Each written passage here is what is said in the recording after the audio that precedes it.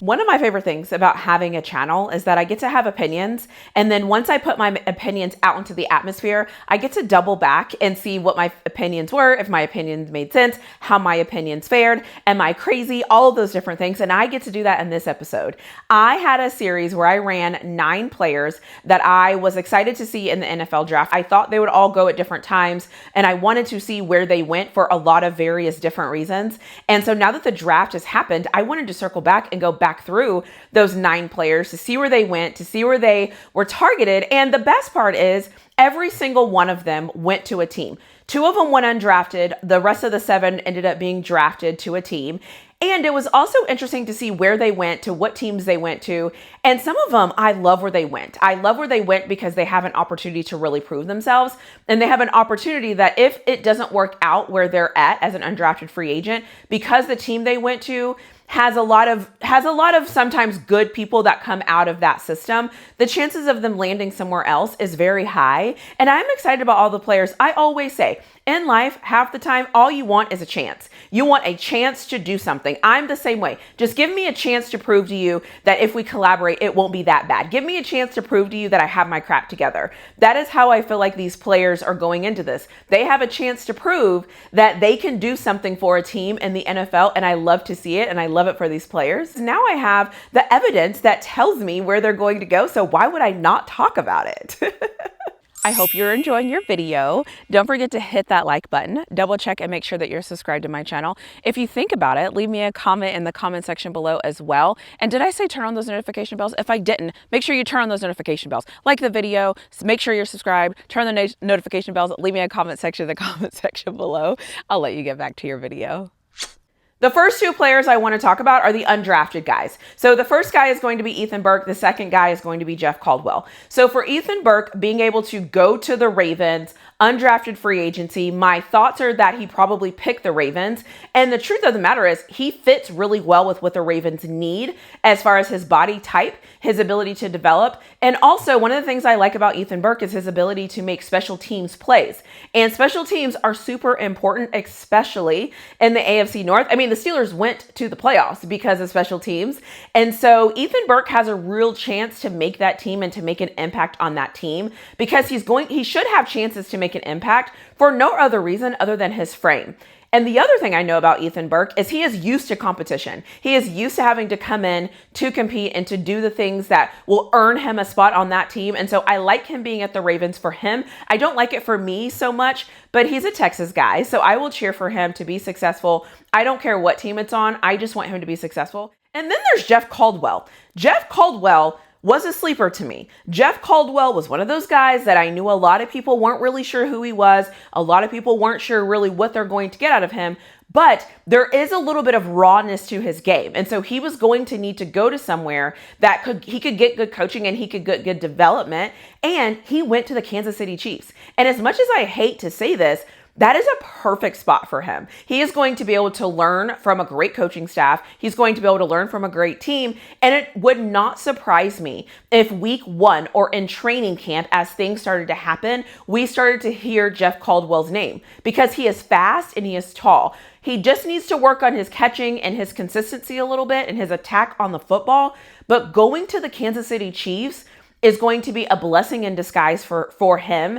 And if they get a guy that is angry or annoyed that he didn't get drafted and that he was an undrafted free agent, he has a unique opportunity to go into that Kansas City Chiefs locker room and make a name for himself. So him, Xavier Worthy, they have speed at receiver. Worthy's the smaller version, but they have speed at that receiver position. Then I think Kansas City needs some of that speed. And so seeing Jeff Caldwell go undrafted wasn't great, but seeing him land with the Kansas City Chiefs, I don't know if it could have been better for him. So kudos to him. I hope he shines and does well for the Kansas City Chiefs.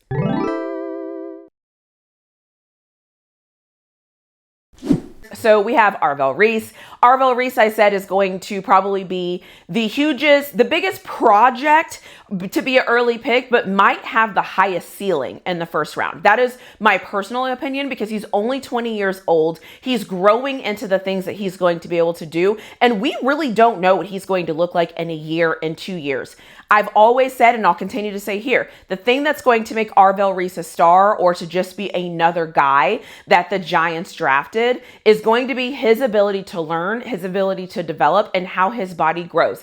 If he falls in love with football, if he falls in love with the process, if he falls in love with being the best player that he can possibly be, Arvell Reese is going to be a problem. He is already good, but in order to be great, you have to get this nasty desire to be great, and you have to grind it out, and you have to want to be great so bad that it is all you think about. It is all you wake up to do. And I hope that that is him, because if it is, he is going to be a great pickup for the New York Giants. And I just can't wait to see how he develops. So shout out to him. Harbaugh got himself a good one there.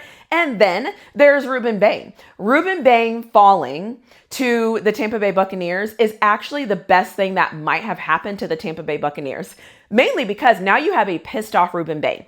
I like Ruben Bain as a player regardless. Now having him drop that far and going to the Tampa Bay Buccaneers, they might have gotten themselves a great pickup. I have been on record as saying, I understand measurables. I understand that measurables matter. I understand that I cannot ignore measurables. I'm okay with that.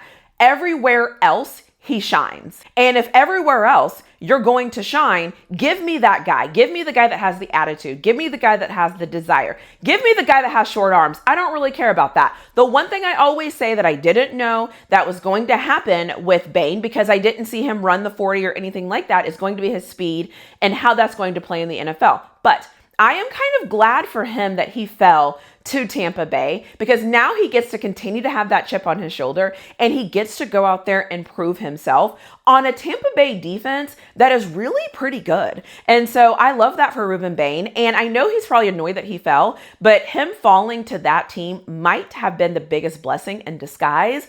And that is just my personal opinion.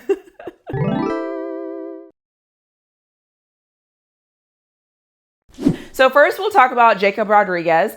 I mentioned in my video, I wasn't sure what was going to happen. I said it wouldn't surprise me if he went day 1, and it wouldn't surprise me if he went day 2. He ended up going day 2 in round 2, and he went to the Dolphins. He went to a Dolphins team that I feel like is building and trying to figure some things out, and they're trying to make some things make sense. Jacob Rodriguez in the center of that defense, when you're trying to figure things out and when you're trying to make sense, that is brilliant. I love the pickup there. I love where they got him. And if he is half of what they think he could be, they have gotten themselves a great player. I always say, when you get to the NFL, there's elite level, top 1% of 1% of 1% in the NFL that is absolutely fantastic. They just are. And then there's the next level where more players fit in, where they're just consistent, they're balanced, they create some foundation for your team, and you're able to build off them through leadership and things like that. That is what Jacob Rodriguez is to me, and I believe that's probably what he's going to be to the Miami Dolphins.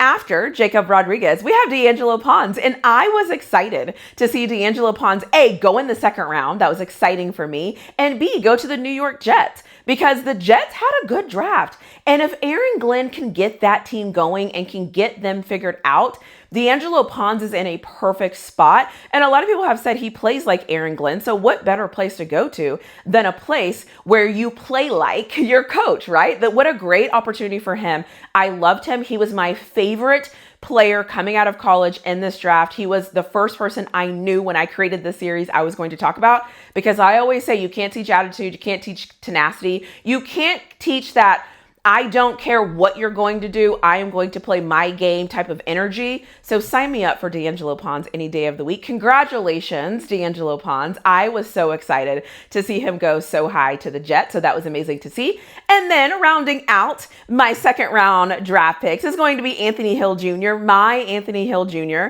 that I'm not ready to let go of, but I know it's over. I know he's with the Titans. I was excited that he's with the Titans, and that's great for him. He is going to be a star in the NFL. I don't know what the star is going to look like. I don't know how big that star is going to get. However, Anthony Hill Jr. is going to have a unique opportunity to go in there and be an important piece of that Titans defense. I really, really loved watching him get drafted. I love that he is going to be on a team that he's going to be able to play. And what makes it even better is he goes to a team in the second round, and I'm super excited for him. I don't think that there were like 6 better linebackers in the NFL draft than Anthony Hill Jr. The great news is he gets to prove me right, and he gets to go to Tennessee and show up and show out. And I am so excited to see him play for the Titans this season.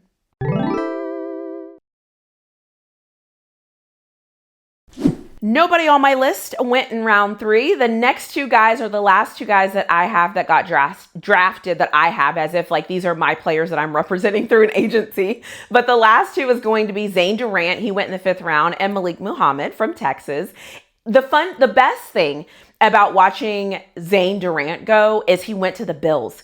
And I needed him to go to a team that actually needed him and that was actually going to be able to make an impact, because now I get to see what is going to matter the most when it comes to Zane Durant. Are his measurables going to come to play?